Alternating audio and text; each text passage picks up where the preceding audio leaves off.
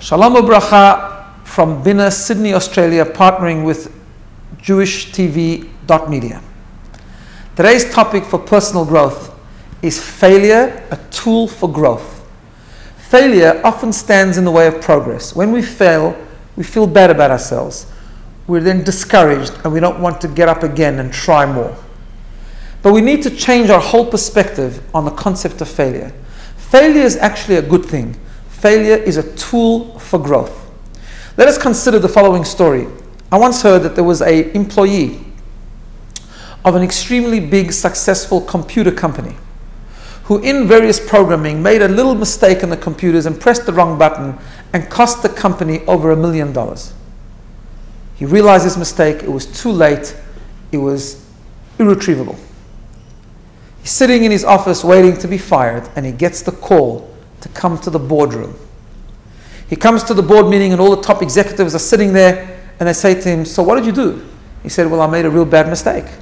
They asked him, "What was the mistake?" and he described it. They said to him, "What did you learn from that mistake?" He said, "Well, in the future, if I had a second chance, I would take certain precautions so I don't make that mistake again." And they asked him a few more questions, and when they finished the conversation, he was ready to be fired, and they said to him, "Fine, you can now go back to your office." Stunned, he turns around, looks at them, and he says, "You're not going to fire me?" To which they responded, "We've just spent $1 million training you. We should fire you?" Failure can be used as an opportunity for growth, a catalyst for growth. The whole idea of failure is to reflect. That's the Jewish concept of tshuva, return and reconnection. When we look at the past, we are uncomfortable with our mistakes, but we use them to learn for a better future. We need to consider a few things. Failure doesn't make us bad people, number one. Number two, failure doesn't negate our previous achievements. You see, for example, if we decide to improve on our anger management, and we are people who lost our temper 6 times a week, and we now lose our temper only 3 times a week, so we hold ourselves back. We had self-control 3 times, and then the 4th time we blow it, and we lose our temper. The distance we've covered is still an accomplishment, because good is eternal. We cannot negate our previous accomplishments. Mistakes don't set us back. They don't cancel out the good.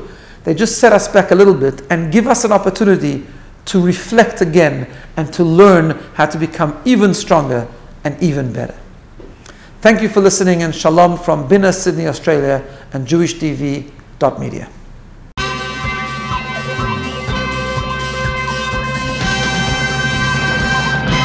JewishTV.media